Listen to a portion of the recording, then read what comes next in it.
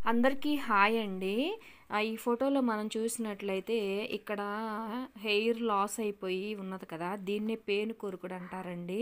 ఈ పేను కొరుకుడు అనేది మా పాపకి ఫస్ట్ టైమ్ వచ్చింది. కరెక్ట్‌గా పాపడు తీసే ప్లేస్‌లోనే వచ్చింది.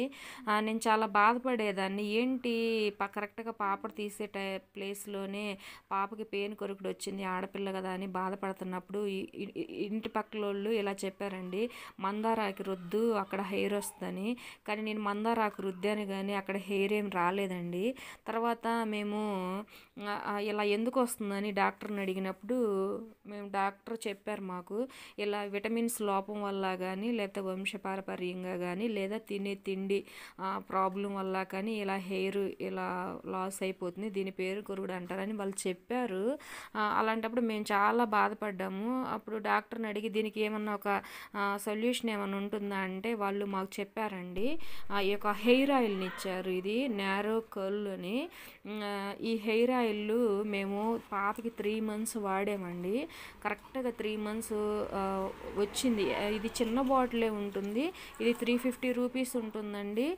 మనము హెయిర్ మొత్తానికి ఇది అప్లై చేస్తే ఒక 1 వీక్ కూడా రాదండి. కానీ అది పేను కొరుకుడు అనేది ఎక్కడ వచ్చిందో అక్కడ మాత్రమే ఒక 2-3 డ్రాప్స్ వేసి మనం చేతితో రుద్దినప్పుడు అది ఒక 3 మంత్స్ వరకు మనకు వచ్చిందండి. వచ్చినప్పుడు నేను మళ్ళీ మా పాపకి అలా 3 మంత్స్ చేసినప్పుడు కరెక్ట్గా అక్కడ అదిగో చూడండి హెయిర్ ఎలా పెరిగిందో, చాలా బాగా పెరిగిందండి.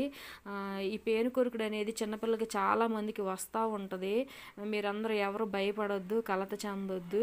ఇదిగో ఈ హెయిర్ ఆయిల్ కనుక మీరు వాడారంటే కరెక్ట్గా అదిగో తలలో కలిసిపోయేంత హెయిర్ పెరిగిపోయిందండి. ఇంకా మళ్ళీ పేను కొరుకుడు అనేది ఎక్కడా కూడా రాలేదు. కాబట్టి మీరు మాత్రం పేను కొరుకుడు, చిన్నపిల్లలకి పేను కొరుకుడు అనేది వచ్చినప్పుడు ఈ నారో కర్ల్ హెయిర్ ఆయిల్ మాత్రం కంపల్సరీ కొనుక్కొని మీరు వాడండి. మీ తెలియని వాళ్ళకి మాత్రం తెలియపరుస్తున్నాను. Thank you.